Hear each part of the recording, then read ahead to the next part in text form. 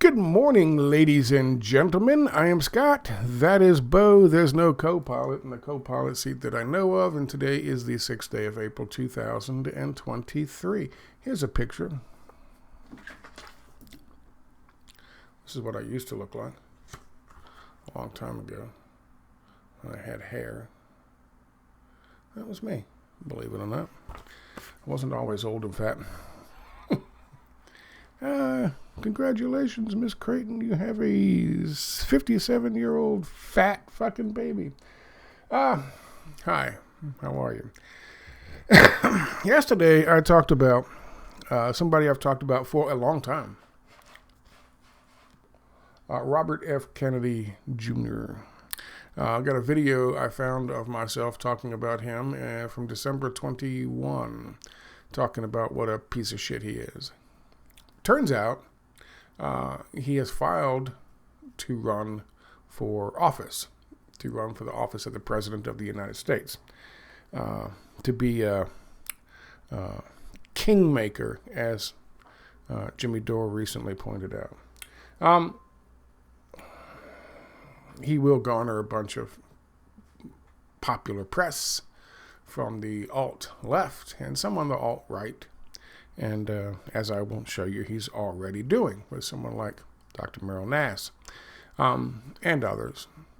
So it's important that we put things with the Kennedy family into context, into accurate context, to understand who and what they were. Now, I'm not a Camelot expert. However, I'm a far cry better at evaluating a famous speech, the Secret Society speech, than James Corbett is. Why? Because I am not a rabid, neoliberal, libertarian anarchist who just takes so much joy in trying his best to tear down the icons of the past, to prove to you and to everyone else that government's the problem. Who else thinks government's the problem? Ronald Reagan for one, Milton Friedman for another. Who else? Let me see. Oh yeah, that's right. Guy who campaigned on smaller government back in the, was it 90s? Yeah, his name was Bill Clinton. That's right. It was Bill Clinton. He campaigned on that shit. You should see how he made government smaller in fucking Arkansas. Real fucking did them a whole lot of favors. Who else? Smaller government. Oh yeah, that's right. A guy by the name of Cass Sunstein who talked about infiltrating the conspiracy theorist hubs and attacking their crippled epistemology and bringing them back into the fold. He was the regulations czar for one Barack Obama, who was also not big on big government. He wanted to reduce the size and power of government. And he put fucking Cass Sunstein in charge of that in his administration. And Cass Sunstein whacked away at the old regulations. Regulations, by the way, which would have stopped them from giving us jabs. Definitely stopped any kind of mandates from big business. And would have stopped them from tearing out Glass-Steagall and stopped the fucking credit default swaps that crippled our fucking economy in 2008 by design. You see, when there's a deregulated world, there's a lot of potential, a lot of fucking potential for money, for profit. Why is it exactly that you think George Soros and his hot money speculating friends and all the goddamn fucking big business of the world, like, I don't know, mRNA vaccines, can't get themselves into fucking China? I'll tell you why. It's because a government says they can't. Why can't they fucking deal with Russia? Why can't they get what they want out of Russia? Why can't they have the same fucking profitability in Russia they did when old Boris Yeltsin, Drunko Yeltsin, was in charge? Because a leader and a government says they can't. This is why big business and banking institutions and the folks over at the World Economic Forum hate big government. They hate government altogether. They hate government because government gets in their fucking way. Now, if you haven't figured that out yet, chew on that for a little while. It might start making sense to you. Why do we gotta kill fucking... They got a beautiful fucking society down there. It's the Paris of Africa in Libya. People are living well. Kill them. Why? Because they won't let our businesses come in there and take the fucking resources out of the ground and stick the money for the profits into the pockets of the fucking royal family in the United Kingdom and the royal families in Connecticut, Kennebunkport, and places like that. Places, by the way, where, oh, I don't know, Robert F. Kennedy Jr. lives.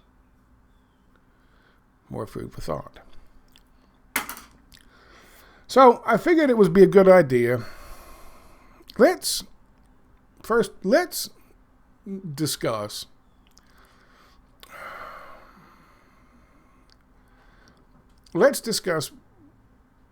briefly the secret society's speech. A long time ago, about 12, 13 years ago, and I have to look in, I didn't search my thing because whenever I search my goddamn, any of my files on my archives, it locks my computer up. I don't know what the fuck it is. So, and I'm just talking about those files specifically. I can search one page in that fucking folder with all those fucking articles. I can search one page and it'll lock my computer up. So I don't know what that is. If you guys got any suggestions, let me know. So I couldn't find it. But I know well over a decade ago, I discovered a discrepancy between what is typically reported as the secret society speech. It was actually called The President and the Press. That's what it was called when it was written by Robert Kennedy, who, by the way, back in those days, presidents actually wrote their own fucking material. They would have somebody look at it they trusted. In his case, it was probably Bobby or somebody. But they actually wrote the shit. So it was originally called The President and the Press. And there's a difference. There's a discrepancy between what is typically cobbled together from the speech and the entire speech, the entirety of it. Well, there's a reason for that. There's several reasons for that. And I'm going to share them with you. Now, James Corbett, whenever I watch Corbett, occasionally he'll do something like this.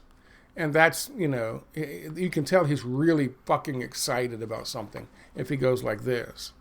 Or if his voice goes up a slight, his voice must naturally be way in the upper octaves. So when he does something like that, I go, oh, well, he's really excited about this because he's a very reserved individual. Except in this video where he is actually turned into the purple Teletubby or Barney or who was that fucking YouTube guy from way back when who started this fucking trend of waving his arms around and being overly exaggeratedly overexcited and happy and a lot of fucking wild facial expressions. He did that. That guy, I forget his fucking name, but that guy used to do that in order to appeal to his 9-year-old fucking audience. And he did that because that's how the Teletubbies acted. That's how Barney acted. Waving the hands around, bright colors, gets the kiddies involved, gets the kiddies all excited. And then as soon as the face of the person's talking to them, overly excited, grossly exaggerated expressions. And that's fucking Russell Brand. Well, ladies and gentlemen, boys and girls, when talking about, when given the opportunity to shit on a icon especially an icon on the left.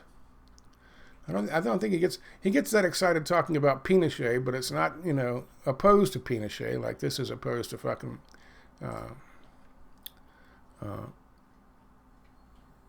John F. Kennedy. This is how he acts. I want to share with you two things. We're going to come back to this point. This is 3121. Don't let me forget that. 3121. We'll come back to this in a second. This is the core of his deliberate, well, I don't know. I mean, maybe it's disinformation. Maybe it isn't. But let's have a look at his tone. This is how he starts. And you tell me if this is typical James Corbett. Secrecy is repugnant in a free and open society, for we are opposed around the world by a monolithic and ruthless conspiracy. So his little fucking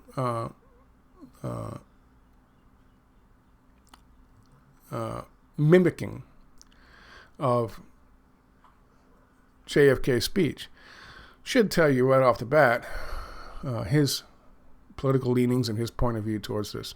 But have a listen. Etc., etc., has been deleted from the internet! Exclamation mark, exclamation mark, exclamation mark. This is very disturbing to me. Do you have a copy of the full speech that you can share? Thank you so much for the work that you do. Corbett. No, Paul. Thank you for this question. Here you go. It's an important one, perhaps an even more important question than you realize, and you phrased it exactly correctly at the end to get to the real heart of the matter. What am I talking about? Yeah, the JFK speech. The very word secrecy is repugnant in a free and open society. Yeah, I think now that you mention it, yeah, I do remember that speech. It's all coming back to me now. Yes. The very word secrecy is repugnant in a free and open society. And we are, as a people, inherently and historically opposed to secret societies, to secret oaths, and to secret proceedings. Record scratch. No. You think you have heard that speech. And I know if you've been in the alt media space for as long as I have, or longer, or even less time, no doubt you have seen one of the millions of things that used to populate YouTube. I'm sure it is probably unsearchable on YouTube these days, that goes under the name something like JFK's Secret Society speech. There were any number of them out there in the past couple of decades that I have seen. I've probably seen dozens of them that have the swirly cinematic background music and ominous tones, and it has some helpful explanatory text to let you know that this was a speech that JFK gave the day before he was shot or something like that. And we all know what he was really saying. But yeah, Paul, thank you for asking the real question. Here's the important question. Where you ask, do you have a copy of the full speech that you can share? Oh, ding, ding, ding, ding. That is the real question. Because, yes, JFK said those words that you hear in those types of clips that have been assembled out of this speech. But you notice, it's not like he just got up and said, we are opposed by a ruthless conspiracy. He didn't just start to, what on earth? What was the context of this speech? What was JFK actually saying? What was the speech actually about? What was the context? When and how was it delivered? This is a question with real answers, and those answers actually make it so that that speech that you think that you know, the JFK Secret Society speech, is absolutely... Why is he so animated now? Why is he doing Barney? Why is he doing Russell Brand? Why is he doing fucking Barney? Why is he all of a sudden become a Teletubby? That's not fucking James Corbett. His head is weaving back and forth. He's making little fucking noises. He's being derogatory about the words that came out of the president's mouth, and he's waving his arms around like he's on fire. Why is he doing all that? Who is his target audience? Absolutely, completely, 180 degrees, totally opposite to what you think that, or what the way this speech has been portrayed. Is it 180 degrees different? Now, I told you earlier that over 12 years ago, I started doing my website and writing my website for my website in 2007. So we are closing in on 20 years, a couple of years to go, but 2 decades. But before that, I was active on a number of different websites, posting stuff, articles from time to time. Fire Dog Lake was one, 9/11 Blogger was another. There were several. What's that? There's some, I forget, it's one by Ed, what's his fucking face. There were several. So I've been doing this for almost 20 years now. And I remember a long time ago coming across a discrepancy, trying to understand why certain things were edited and taken from the original speech, the president and the press speech. And I came to my own conclusions. And my own conclusions were that it's similar to what he's saying, but not quite the same. Now, given an additional 13 years or so, 14 years or so, I've begun to understand more than I knew then, better than I knew then, that context is everything. Context is everything. He's going to talk about the fact that, James Corbett is going to talk about the fact that people say this was a day before he got shot and they killed him for this speech. And he's going to say, oh no, it was 2 years later. This was 2 years before he got shot. 2.5 years before he got shot. Ergo, he must have really been pushing the New World Order in this speech and telling the press to shut up because don't be looking into what we're doing. That's what he's saying. That's exactly what he's fucking saying. He's saying your icon from the left, from the 1960s, JFK, whose assassination, by the way, shattered this fucking country and started, I believe, a coup. You can take that for what it's worth. But according to James Corbett, maybe Corbett would tell you nowadays that fucking Lee Harvey Oswald shot the president. Who the fuck knows what Corbett tells you? Because they definitely killed him. Context matters. Context matters. And something else does too, and it's called nuance. And that is something that either James Corbett doesn't understand or doesn't want to understand. Let's have a little more James Corbett's bullshit here for a second. Put it that way.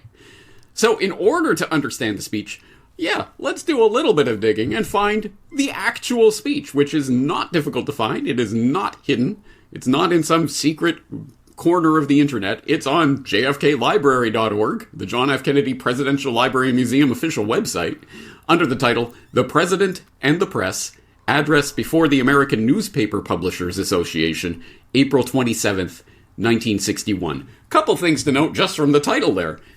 April 27, 1961. Well, let me do the math. That's at least, almost 2.5 years before he got his head blown off. Unlike, I know this has been portrayed online as right before he was shot or something like that. Nope. Nope. This was at the very beginning of his presidency. So that's an interesting thing to consider. Also, address before the American Newspaper Publishers Association. Okay, What's he talking? Now he's getting into bullshit. I want to go to 3121 because he's going to give you, he's running down a bit of the fucking text. And he's going to give you his real purpose, his meaning behind this. Have a listen. Come on, guys. Self-discipline. Come on. By the government, by the people, by every businessman or labor leader, and by every newspaper, right? Newspaper association that I'm addressing here, right? Right? Wink, wink, nudge, nudge. And then edit back into those secret societies things that you find on YouTube. For we are opposed around the world by a monolithic and ruthless conspiracy that relies primarily on covet. I hate how he says covet. Covert means for expanding its sphere of influence. On infiltration instead of invasion. Blah, blah, blah. Oh, he's talking about the Illuminati, guys. He just got up and started talking about the... I hate how he says... I hate how he says covet as opposed to covert. This guy couldn't write like JFK wrote if his life depended on it. And he pisses away.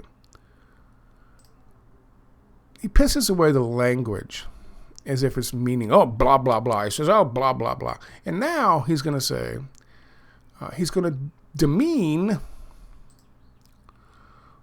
the conspiracy theory that there's some kind of cabal out there. Now, this is what he does now.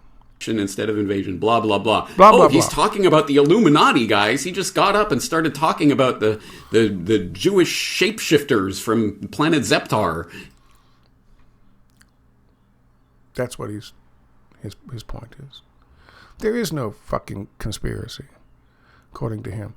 What is he talking about? He's talking about the cabal in charge of the world, guys.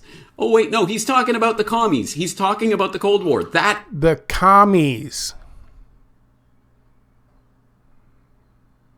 The commies. This unhinged fucking rant from this dude this is the whole purpose of why. This is why he got so excited. Supposedly got a fucking email from somebody asking this question. I'd seriously doubt it. But that's why he's so animated. Because this is what you see.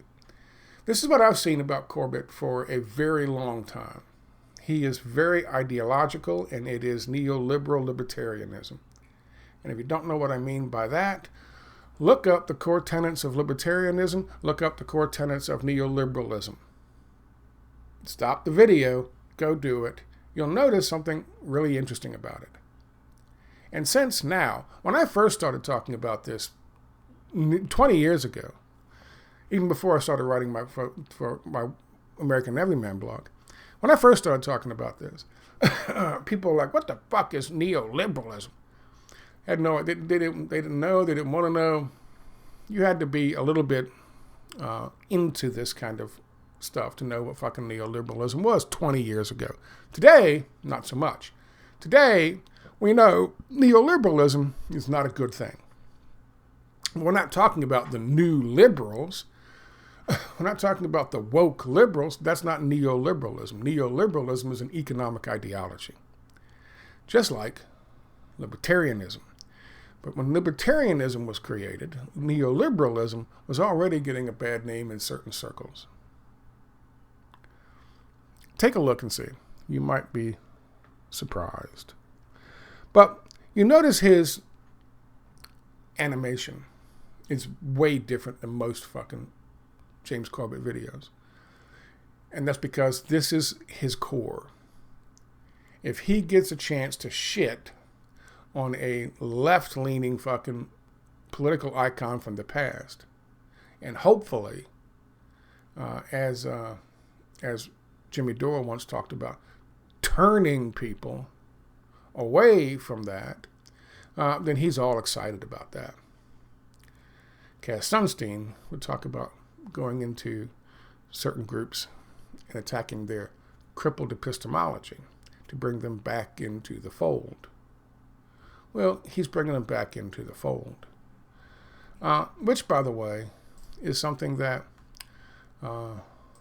RFK Jr. is also doing with his China thing. Here's the thing, posted on Dr. Merrill Nass's website.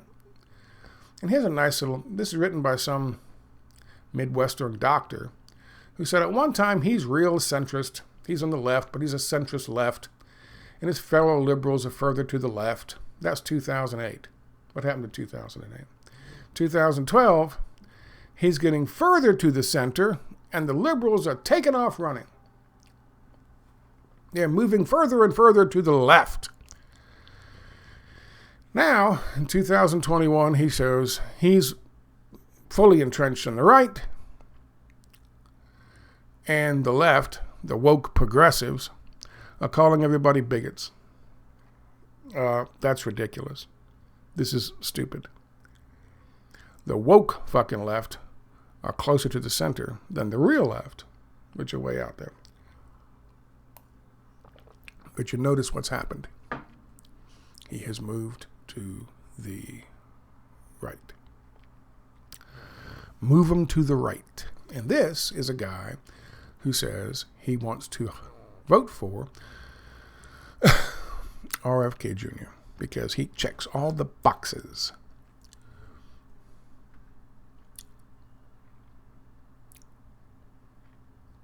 He's a fucking liar. And I've covered this many times. Ever since, when was the first time I talked about it? Well, not the first time. The first time on this was December 16th, 2021. About the limited hangout and controlled opposition of Robert Kennedy Jr. He has always defended the military, and where they really fucking made this thing in order to point a finger at China. Has always done that. And always will do that. That's why he's being allowed to run as a limited hangout controlled opposition candidate. Let's talk about Kennedy.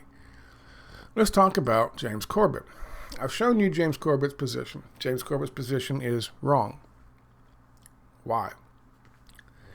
Because James Corbett does not understand. He fucking shits. I hate the way he writes. I hate, blah, blah, blah, blah. We haven't had a president who was capable of writing his own material. Well, Nixon could. Nixon was a bright man. He was a very bright man. But the problem with Nixon was he didn't come across. He didn't have the charisma that Kennedy had. And unfortunately, early on, Kennedy used that charisma in ways that some would argue, myself being one of them, were very far from what the legend of Camelot would have you believe. But there are also reasons for this, and you must try to come to terms with that.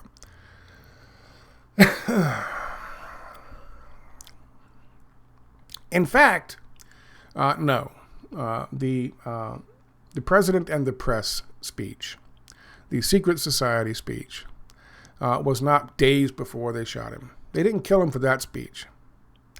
They killed him because of a speech he gave at a commencement address at, was it American University, I believe, where he said, we've got to stop the Cold War. And he wants to bring about a peace, a global peace, a worldwide peace, not a peace of the grave, but a genuine peace between the United States and the Soviet Union. They killed him for that. This guy who James Corbett screeches that this is all about the commies. I'm going to prove to you it can't possibly be about the commies. And there's no doubt, there's no question. If you listen to what he's saying, it can't possibly be about another nation. So what is it about? April 27th, 1967. That's when he gave the speech. The President and the Press. What was he doing? Part of it was a mea culpa. Part of it was a mea culpa. What does that mean? He was telling the press, victory has 1,000 fathers, but defeat is an orphan. Who said that? John F. Kennedy said that. And what did he say that in regards to? The Bay of Pigs fiasco.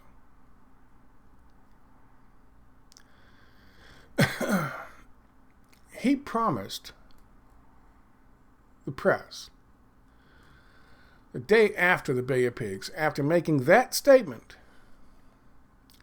that he was going to ultimately be the one who took responsibility for what happened at the Bay of Pigs.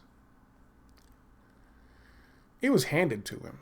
It was planned before. He was inaugurated on the 20th of January, 1961. This was April 17th, 1961, when the Bay of Pigs mission took off. They didn't cobble it together under the Kennedy administration. They were working on this shit for the last 9 months, 7 months of the previous administration. It was a holdover. And it was Allen Dulles and all of these fucking guys and the fucking military and their plans.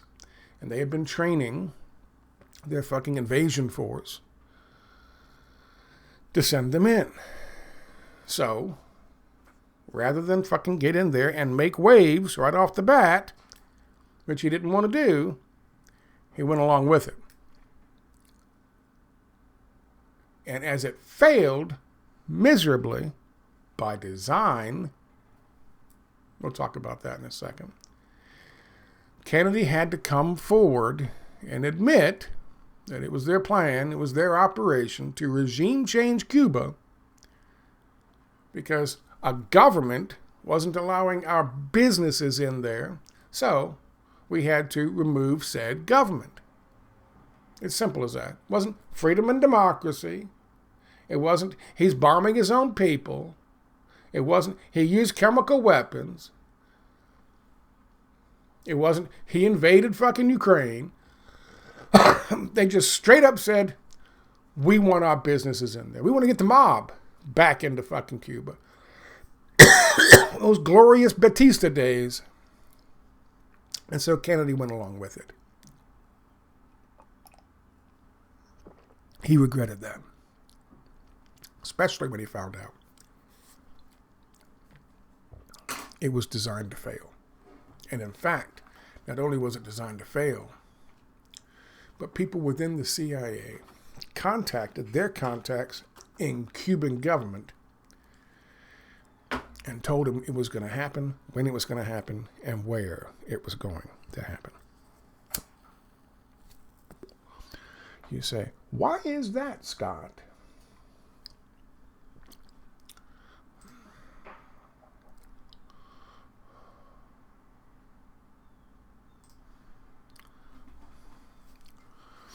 The failed invasion severely embarrassed the Kennedy administration and made Castro wary of the future U.S. intervention in Cuba. On 21st of April, the day after State Department press conference, Kennedy said, "There's an old saying that a victory has 100 fathers and defeat is an orphan. Further statements, detailed discussions are not to conceal responsibility because I am the responsible officer of the government."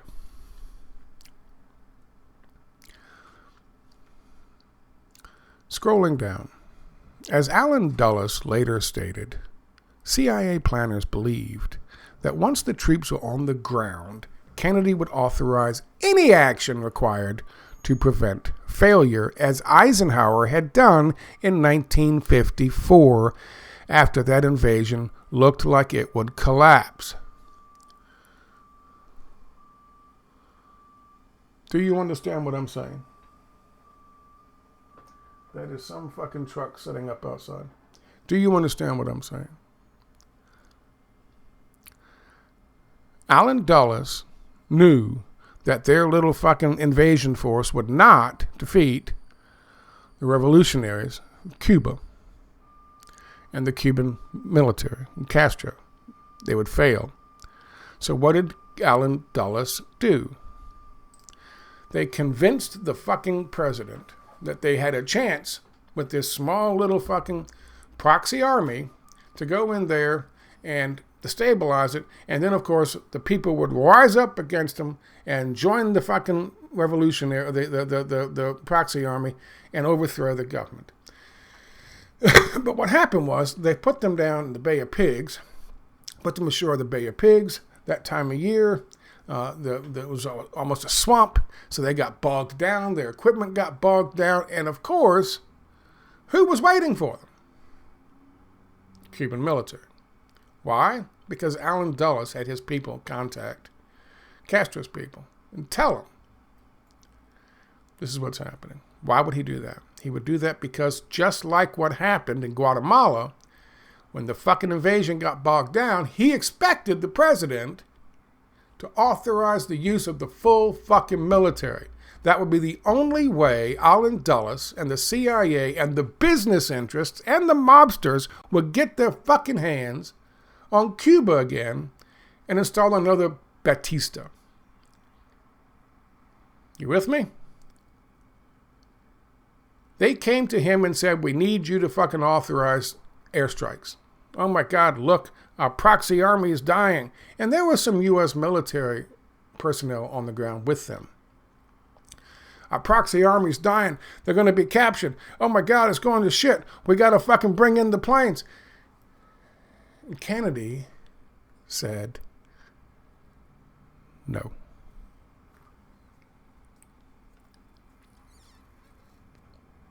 But James Corbett would have you believe 7 days later, he's screeching about the commies while he wags his hands around and does expressions like this, trying his best to look like fucking Russell Barney Brand. That's a great presentation. It really looks authentic. If you think this is authentic, it looks authentic, but it really isn't authentic. That's the context. That is the context. And this, ladies and gentlemen, is the fucking speech. Now think about it.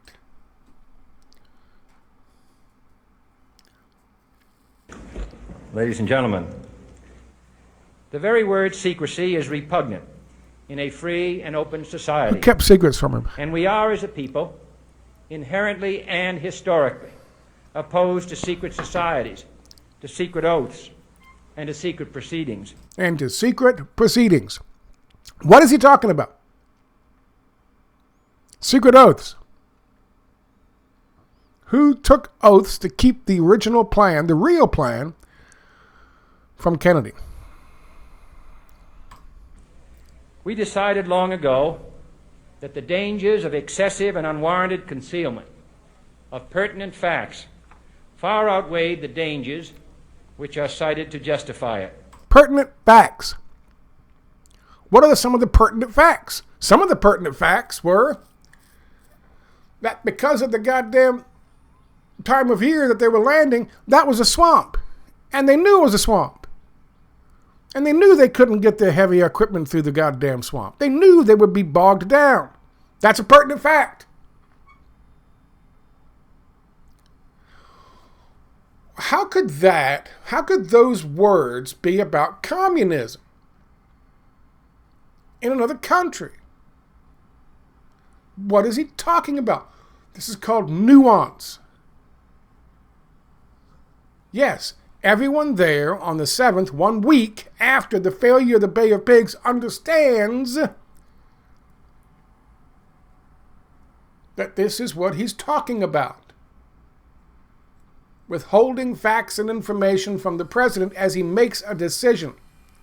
Because they had an agenda. What would that agenda have ended up?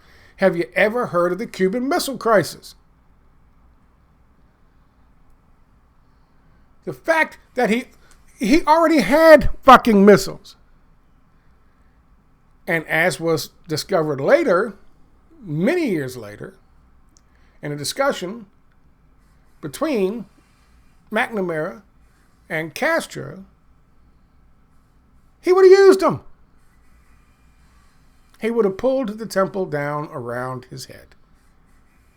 Even though he knew we would reduce his entire country to ash. He would have still taken out several U.S. cities. And as shocked as McNamara was at hearing that, Castro was equally as shocked when he realized McNamara wouldn't have done it. Someone intends to fucking enslave your goddamn country, enslave your fucking people, destroy your fucking way of life that you fought for? You wouldn't rather see it all fucking burn than see them fucking in shackles? That was Castro. And he couldn't believe that McNamara didn't understand that fucking outlook. So what did fucking John F. Kennedy prevent on April 20th, 1961? Did he prevent World War III? Because who had Cuba's back? And once those missiles started flying, is that really what the fucking CIA and Allen Dulles were trying to start with the fucking Bay of Pigs? Not really to fucking overthrow Castro, because they understood Castro. They understood that shit about him. They understood, maybe even, they might have even known he already had fucking nukes. But they damn sure knew they'd have to fucking liquefy the whole fucking country before they gave up. So it would be useless. So what were they really fucking after?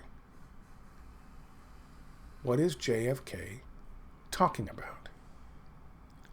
Apparently, it's lost on some people, like James Corbett, because of his ideological fucking alignment, but it's not lost on everyone. The very word secrecy is repugnant in a free and open society, and we are, as a people, inherently and historically opposed to secret societies, to secret oaths, and to secret proceedings.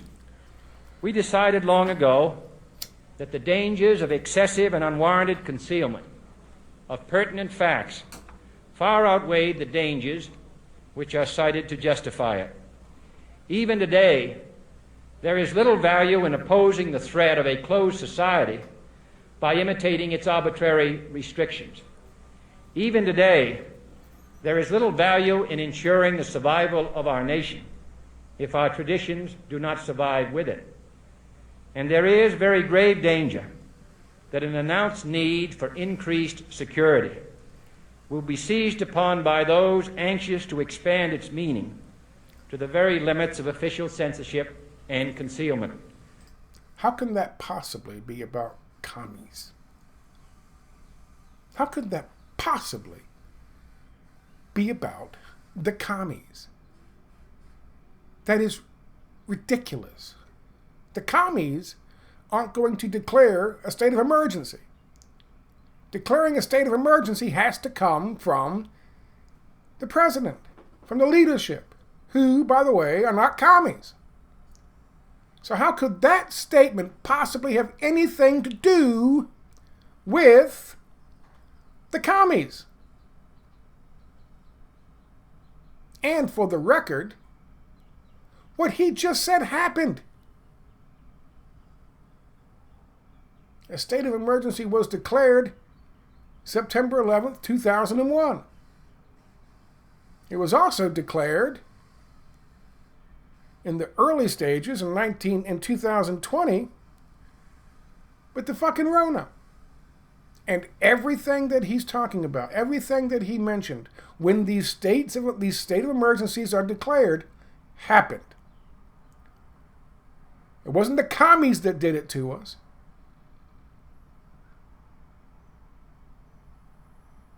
James Corbett can sit there and wave his hands around and open his eyes up and make these wild facial expressions talking about the cabal, with his air quotes in there, with the lizard people. But there are secret societies. There are fucking secret organizations. We know of one, at least. Council on Foreign Relations. We know another, at least. The U.S. Chamber of Commerce. We know of a third we can talk about. That's the World Economic Forum. None of which are commies. But they do exist. And they do put forth an effort to suppress dissent, to impose censorship, to remove your goddamn constitutional rights. He was fucking right.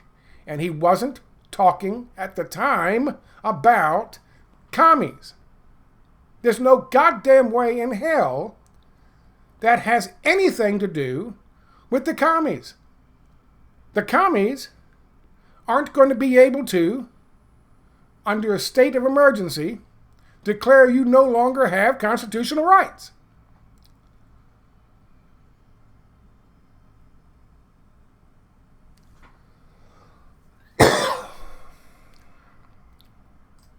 That I do not intend to permit to the extent that it's in my control.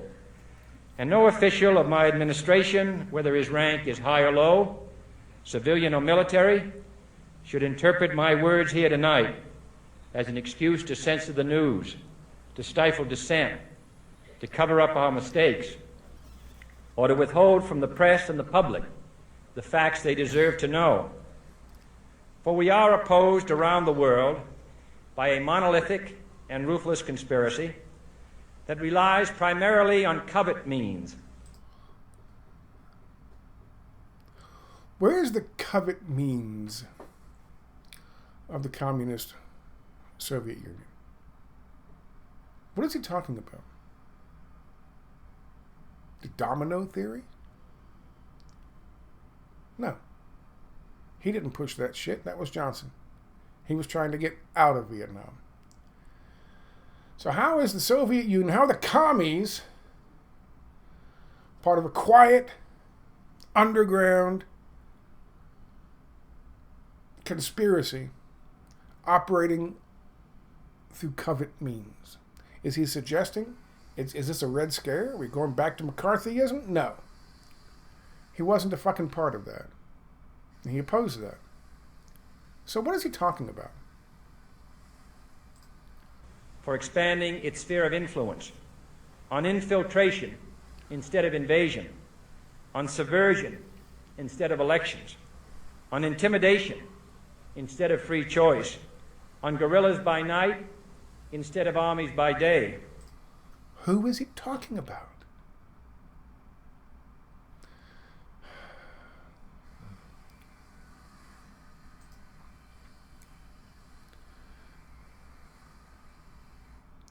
There's a quote in here somewhere where Kennedy made a recommendation. I was going to make a recommendation. Where Kennedy was going to make a recommendation to the next president. And that recommendation would be, you have to really fucking watch the generals. Here it is. Let me finish reading this for you. Kennedy was deeply depressed and angered with the failure Bay of Pigs. Several years after his death, the New York Times reported he told an unspecified high administration official of wanting to splinter the CIA into 1,000 pieces and scatter it into the winds. However, following a rigorous inquiry into the agency's affairs, methods, and problems, Kennedy did not splinter it after all, and did not recommend congressional supervision. Kennedy commented to his journalist friend, Ben Bradley, quote, "The first advice I'm going to give my successor is to watch the generals and to avoid feeling that because they were military men, their opinions on military matters were worth a damn." End quote. What is he talking about? What is he saying? It is a system which has conscripted vast human and material resources into the building of a tightly knit, highly efficient machine that combines military, diplomatic, intelligence, economic, scientific, and political operations. How is that communism? Is he saying that all of these fucking elements of American life and the American system are all infiltrated by the commies? Or is he saying there are people like those who influenced Dulles to mislead him with the Bay of Pigs? There is a vast fucking network of these people out there who have a very, very different agenda for this country. Is that what he's talking about? I tend to believe it is. Because if he really thought the commies were out to get him, then the Bay of Pigs would have ended very, very differently. Then he wouldn't have made that speech at American University, the one that got him shot in the fucking head. He wouldn't have been talking about pulling U.S. troops out of fucking Vietnam and ending the Cold War. Its preparations are concealed, not published. Its mistakes are buried, not headlined. Its dissenters are silenced, not praised. No expenditure is questioned. He is not talking about the infiltration of a few fucking Reds into these aspects of our fucking lives, into these institutions, when he says that their mistakes are already covered up. That people who dissent, once they are brought into the fucking fold, are done away with. He is talking about a system, the systems that have been infiltrated to the point where they already have control of these systems. Much like, I don't know, the Central Intelligence Agency, for example. Or, as he was pointing out, talking to the reporter, the fucking military. My first advice to give my successor is to watch the generals. Because what? They're commies? He's talking about something else. No, he's not talking about lizard people, James Corbett, you lying piece of shit. But he is talking about, I don't know, maybe, who knows, the kinds of motherfuckers and the cabal that killed a seated president. And then, later, killed that president's brother to keep him from becoming president, which he would have done. He was talking about exactly what fucking killed him. And there is no goddamn misinterpreting that. Period. Unless, of course, you have a political, economic ideology that makes you want to do that. No rumor is printed, no secret is revealed. No president should fear public scrutiny of his program. How is that talking about the commies? No president should fear public scrutiny of his program.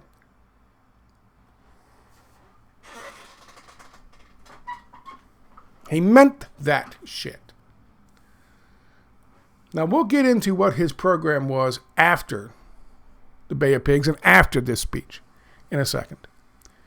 And it is one reason that I believe that Camelot was, in fact, whitewashed, glossed over. Certain aspects were dumped down the memory hole that weren't particularly pleasant. But unlike people like Corbett, or unlike people like fucking Noam Chomsky, I'm not going to shit on the things that he did. Understand this.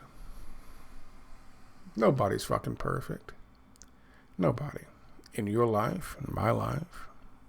My cats aren't perfect. My dog isn't perfect. He farted while the speech was going on. He doesn't give a shit.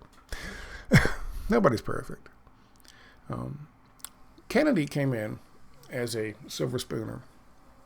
His daddy basically bought him the presidency. And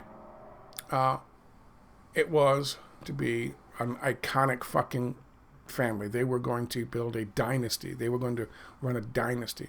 Ted, Bobby, him, they were going to be a dynasty. And shit happened. And those two got killed. Bobby and Ken and John got killed. Ted fucking killed his own goddamn career. Now we got Robert F. Kennedy Jr. And he is trying his level best to skirt the fucking edges, to stay right in the middle, and slightly fucking step off to one side and talk about certain things. But he's not going to go too far. He's not going to piss off the military. He's not going to talk about fucking Tbilisi, Luga Center, Tbilisi, Georgia. He's not going to talk about that. He's not going to talk about the fact that the goddamn things, well, he has mentioned the things were a goddamn military operation. The jabs, the fake jabs, were a military operation to start with. But it all goes back to Wuhan and the Chinese. He hasn't the courage or the morality that his father had and his uncle had. That's obvious. However, that said, they weren't fucking saints. After what happened with the Bay of Pigs, he couldn't come out and say what fucking Dulles did. He couldn't come out and say the people who were involved and ready to go and all excited for this World War III fucking to kick off, and all the money and all the possibilities that would come along with that. He couldn't fucking, or even at least the chance to get the fucking hooks back into fucking Cuba, which was a profitable fucking venture. He couldn't say that. He couldn't say that, just like Franklin Delano Roosevelt, when he was presented with the fucking business plot in 1934, couldn't come out and fucking prosecute the guys who did it. Because then there would be a war. A war versus from the business class against everybody else. They would do to us what they do when they make economies scream in other countries. What was Kennedy talking about? What came out in 1971, 10 years after this? The Lewis Powell Memo. And what did that do?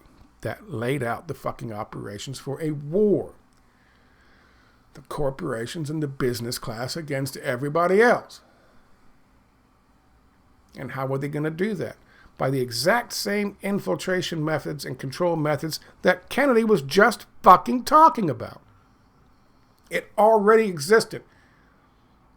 And it existed in 1934 with the business plot when big business wanted to fucking violently overthrow the president of the United States and install a fucking junta. The only thing is, they picked the wrong fucking guy to run the junta. And he told on him. It already existed. It's not like certain things don't exist. And it's not Jewish lizard people, as fucking dickhead Corbett will have you believe. It is a very legitimate, real fucking thing. And it's so fucking legitimate, and it's so fucking real, they met in Dallas when John F. Kennedy and his wife were getting ready to come down in a plane the night before to make sure everything was in place so they could kill his motherfucking ass. Those people meeting the night before when Johnson showed up, that's who we're fucking talking about. That's who Kennedy was talking about. And they killed his motherfucking ass. So don't tell me lizard people. Of course they existed. And of course he was talking about them. Because they had just tried to start World War fucking III. And if it hadn't been for him sticking to his guns and saying, no, we're not going to fucking fly and bomb the shit out of Cuba, because he didn't know how that would fucking go, he took it on the chin. He let him go forward with it, even though it wasn't his plan to start with. He let him go forward with it. That's what he's fucking talking about. And it's obvious that's what he's fucking talking about. For from that scrutiny comes understanding. And from that understanding comes support or opposition. And both are necessary. And both are necessary. I'm not asking your newspapers to support an administration, but I am asking your help in the tremendous task of informing and alerting the American people. This dickhead is sitting here screeching in his unhinged way that it was all about, shut up, don't tell them the truth. We got a new world order coming. It's all about, we got to go after the commies. It's all about the commies. He's lying in every fucking sense of the word. Does he say in the speech, here's the speech, I will post it for you. Does he say in the speech that at times of war, there has to be an understanding that certain things like troop movements, like strength, there has to be certain things that are not fucking published. Because, as he puts it, in a democracy, in a free and open society, we are not going to, or we shouldn't, be keeping track and keeping a tight leash on what the press writes. But he says we are not at war. This is a new thing. This is a Cold War. So we are not at war. We are not at peace. And we're somewhere in the fucking middle. There still has to be some kind of conscious choices made by editors and publishers. That is not an outrageous statement. He is not Bill O'Reilly coming out there saying, when you're at war, your president's at war, and you got some problems, you just need to shut the fuck up. That's not what he's fucking saying. Bill O'Reilly said that in 2004, when too many people were going, what do we do when bombing kids in goddamn Iraq for no fucking reason? Shut up! That's not what he's saying. That's what Dick Cheney said. That's not what he's saying. This is a different animal. We are now at a Cold War. Remember where he is. Understand the context. 7 days before, his own CIA betrayed him. And the generals, by the way, betrayed him. In such a way that could have, we know now, the missiles were there. Kennedy didn't know, but we know. Did the generals know? Don't know. They withheld information. What was he talking about in that fucking speech? Oh yeah, withholding information. We know now that had Kennedy attacked, very likely they would have seen, and Miami would not be Miami anymore. Tampa would not be Tampa anymore. I wouldn't be here. I wouldn't be having this conversation with you.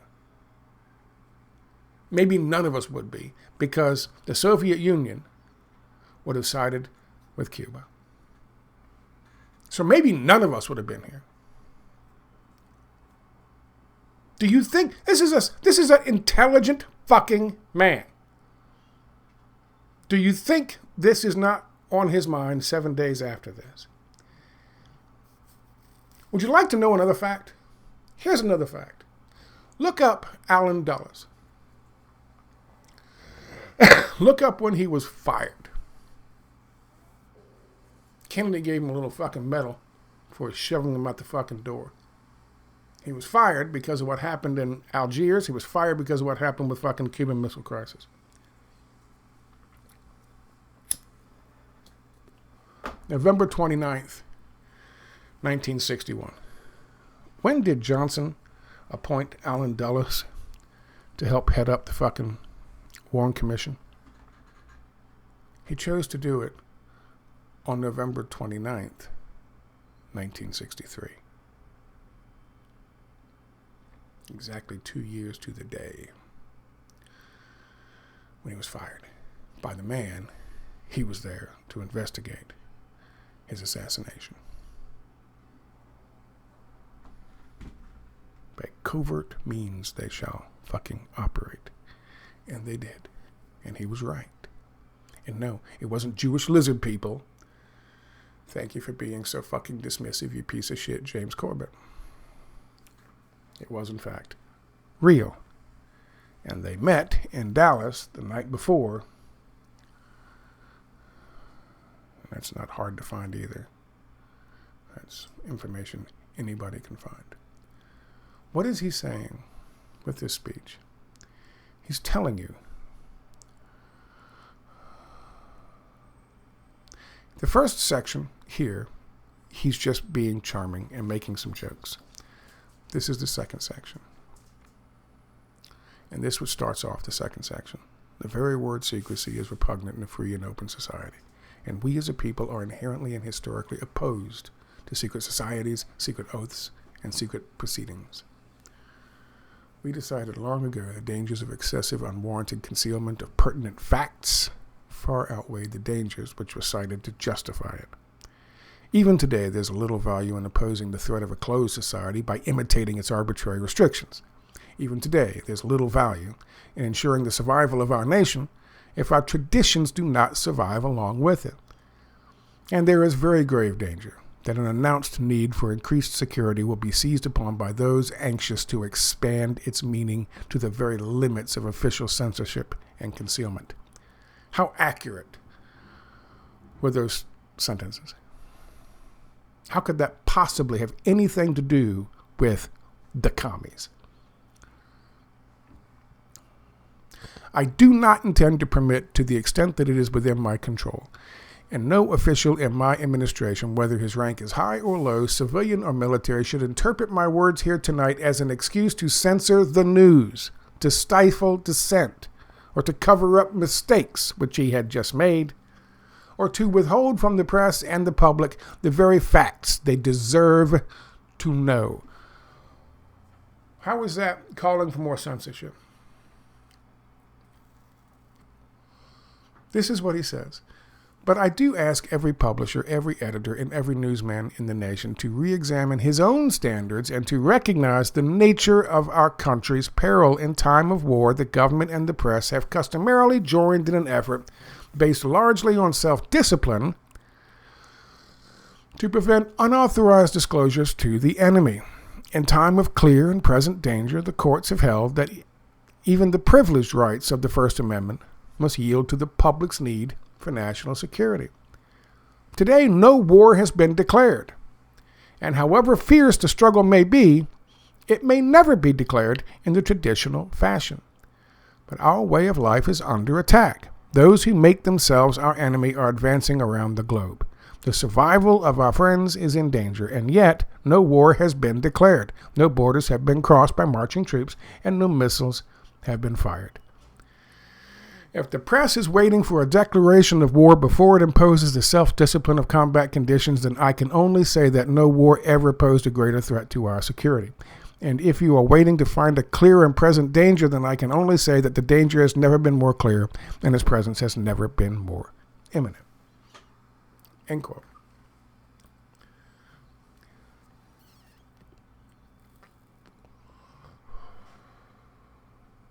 What is he talking about?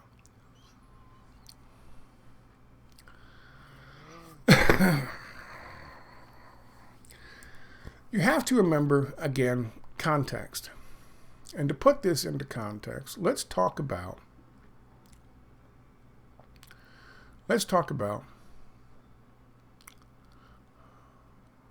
did I pull that up? No, I didn't. Let's talk about JFK's brother and Operation Mongoose.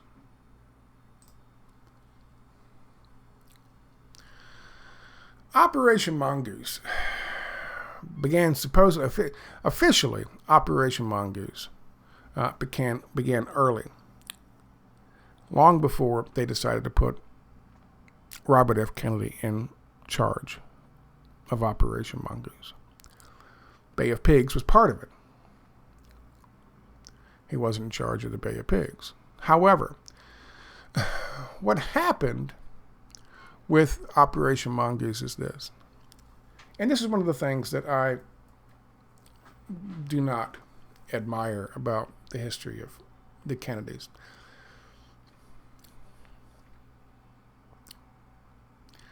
His discussion about this monolithic secret society moving behind the shadows, infiltrating aspects of our fucking institutions of our country. He understood what it meant. He understood why they wanted fucking Cuba back. He did. He's not a stupid individual.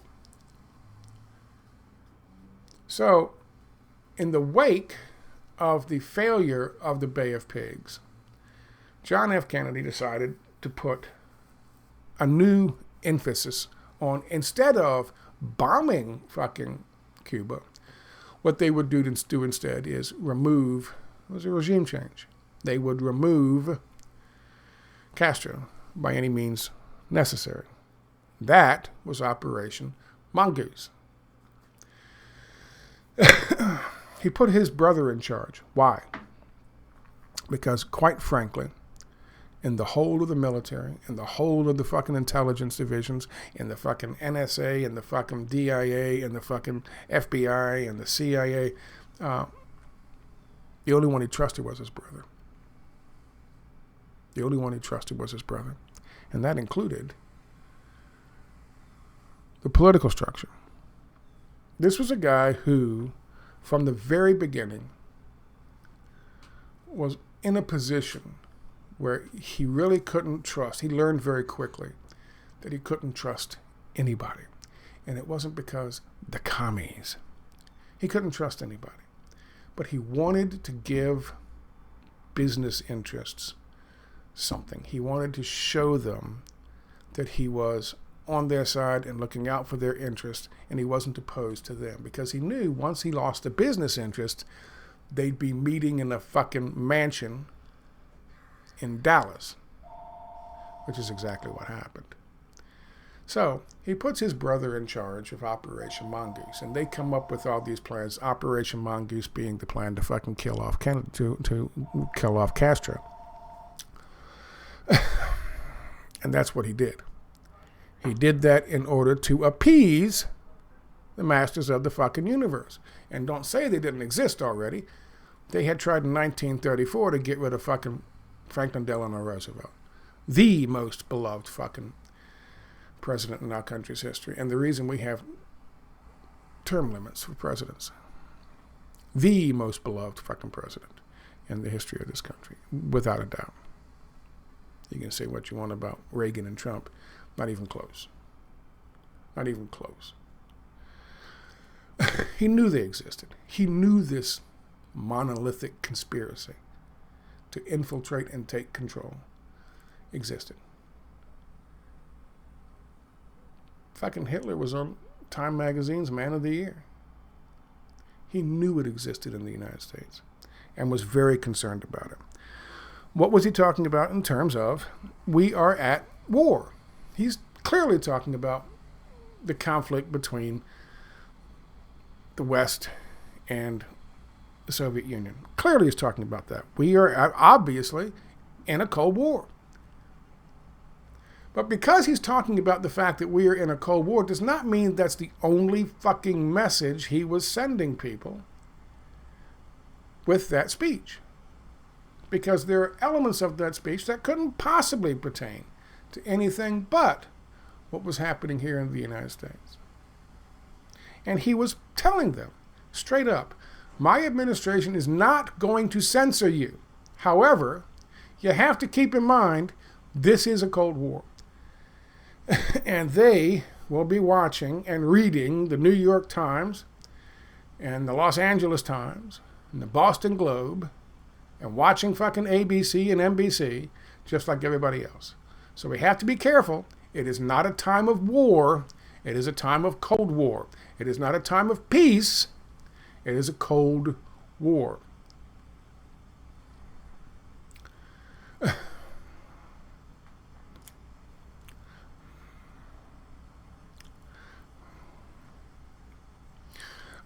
He certainly was no angel. And he certainly had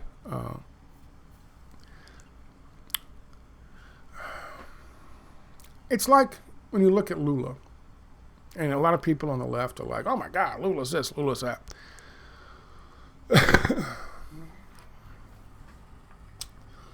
What do you expect Lula to do? Now, Lula has just refused to vote along with the United States on another goddamn Russia sanctions thing. That's going to be loud, so we're going to cut this short. Lula's gone to China Lula wants to help fucking negotiate a peace between Russia and Ukraine. So Lula's doing what he's supposed to do. But it took him a little while to get his fucking momentum going, and he had to do some things. He came to the United States. He met Biden for a few seconds. He's supposedly on the left, remember? And then he met fucking AOC, who's a fucking fraud, and Bernie Sanders, who's a fucking fraud. Maybe he understood that when he met them, after talking to them. Probably wouldn't take too long. But everyone expects that these leaders, if they're really on the left, as soon as they get into power, they're going to be like, fuck you, we're going to do this and that, we're going to nationalize the oil, and do all of that stuff immediately, and go full communist immediately. And if they don't, then they're part of the New World Order. They're part of the problem, and we're going to turn our backs on them. That is literally, don't let the good, don't let the perfect be the enemy of the good. Which I hate that saying, but in this case, it's kind of apt. This is what they want. Immediate. They think if they're not doing all this shit to the fucking global elite and the World Economic Forum and nationalizing all the goddamn businesses, then they're in on it. That's not really how it works.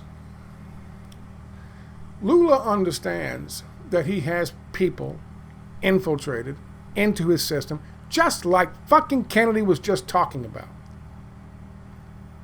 He understands that he has to push the edges, push the envelope a little bit at a fucking time. Otherwise, they'll start an Operation Mongoose on Lula. Now, will they shoot him in the head? Possibly. Is that a concern for him? Of course it is.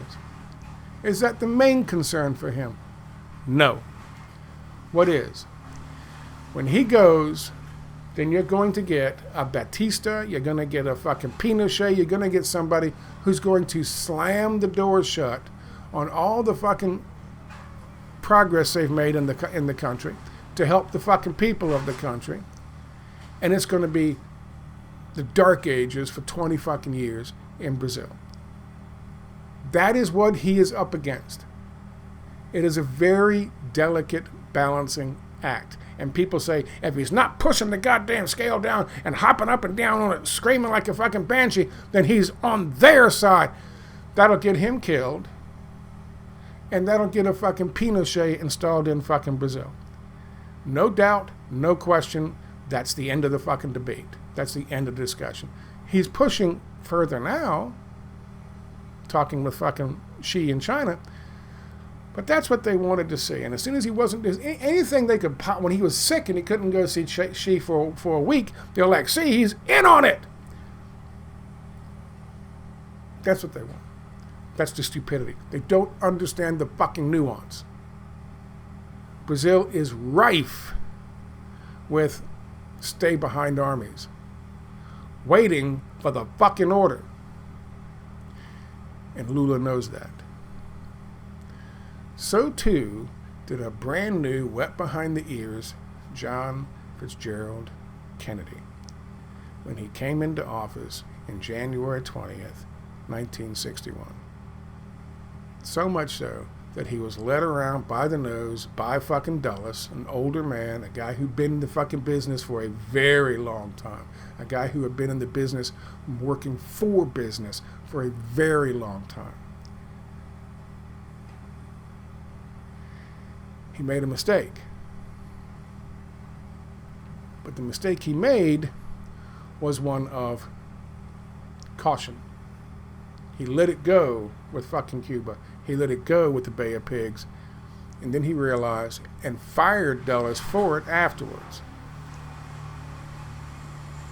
But if you try to say, like James Corbett says, that this whole discussion, all of this stuff from this great speech was all about fucking commies. And people like us talking about the cabal of business interests that had infiltrated every aspect of our goddamn government then, so much so that Lewis Powell wrote his memo in 1971 talking about, okay, now we got this stuff infiltrated. Now this is how we utilize it to take over control.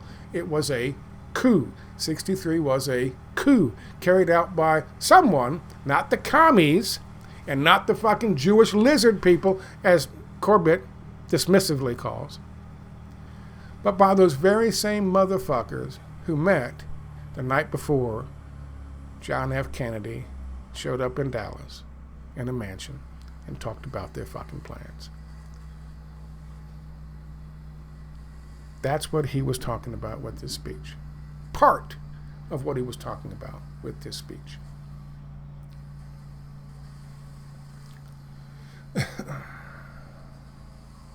I hope that makes sense. I'll post the links to all this stuff down below. You can take it out and check it out yourself. You can tell me if you think I'm right. You can tell me if you think I'm fucking full of shit. But that is what he was talking about. He understood what Lula understands. That you can only go so far, so fast. And they will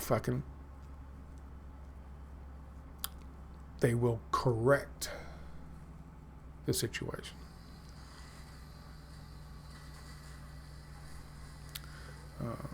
Lula is now starting to push the envelope a bit.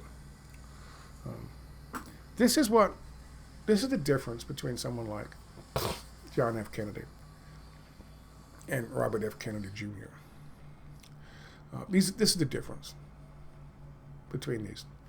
Because coming in as a silver spooner, which Robert F. Kennedy is, by the way, he still got the house in Nantucket and all that, and he still gets the fucking money from just being a goddamn Kennedy. Being a silver spooner and coming in and everyone assuming he's just a face and he's the son of fucking this bootlegger who bought him the goddamn fucking presidency. Okay, great. Come along, kid. Just do this and say this and do what I'm telling you. When he started to stand up for himself, then he started to there were problems. When he started to talk about fucking busting up the goddamn CIA into 1,000 fucking pieces, then there were problems. When he fired fucking Dulles, there were problems. When he said at a commencement speech, which got booed, by the way, by the fucking neoliberals and fucking American University, those fucking ready to go fucking business first their kids, when he said in the fucking speech that we need a real fucking global peace. We need to end the Cold War. That was it. Game over. Let's start making plans. And that is exactly what those very same fucking people he was talking about on April 27th, 1961 did.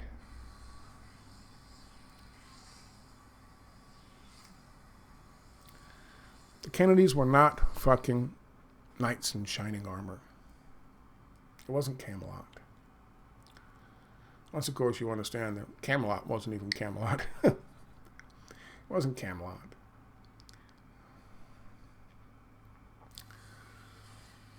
You have to be able to understand the nuance of what someone's talking about, especially someone like Kennedy.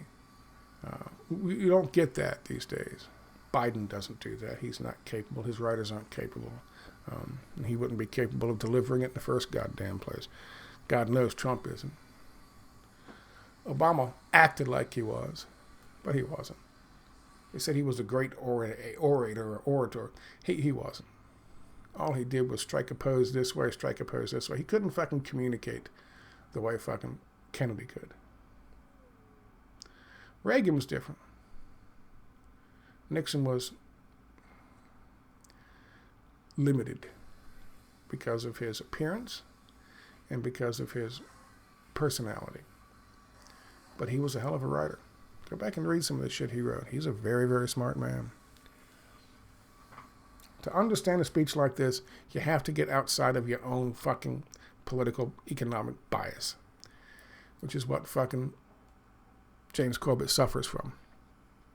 He is so pleased to shit on this because it's not about anything at all that you're saying. It's all about joining the New World Order. It's all about fucking the commies over. You guys are crazy with your fucking Jewish lizard people fucking shit. That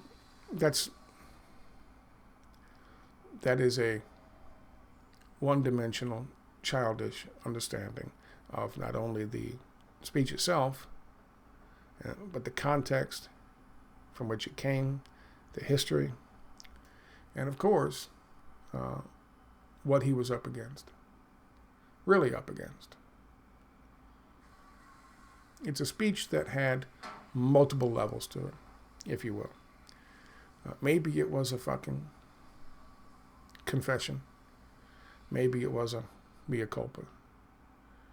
Maybe it was a letter to future generations from a man who knew he probably wasn't going to see the end of his fucking first term. You can take it however you want. But one thing it was worth listening to and worth reading. So I'll post links to all that down there. You can take a look at it yourself. All right? I thank you for your time. I got to go. Bye-bye.